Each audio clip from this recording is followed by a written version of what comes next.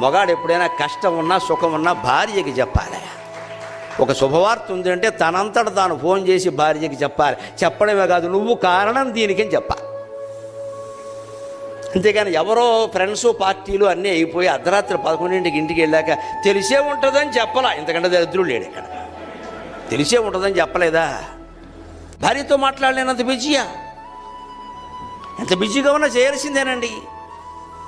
ముందు శుభవార్త మనం చెబుతాం. అలాగే కష్టం వచ్చిందమ్మా, లోకంలో ఎవరికి చెప్పకండి. భార్యను కూడా అంతే, ఎవరికి చెప్పకండి. పుట్టింటికి కాదమ్మా ఫోన్ చేయాల్సింది. భర్తతో అనుబంధం పెంచుకోండి దయచేసి. కూడా ఇంత కష్టం అవుతుందని చెప్పండి అమ్మా. కాపాడిన మొగాడు ఎవడో ఉండడమ్మా, రావణాసురుడు తప్ప. మగాడు అన్నవాడు కరుగుతాడు వెంటనే. అయ్యో నా భార్య నాకు చెప్పింది, సహజంగా వాళ్ళ అమ్మగారికి ఫోన్ చేస్తుంటుంది, అత్తమానం ఏమిటో వచ్చేవాడు నా ఊళ్ళో పడుకుంది అని కూతుర్ని లాలించినట్టు భర్త లాలిస్తాడమ్మా.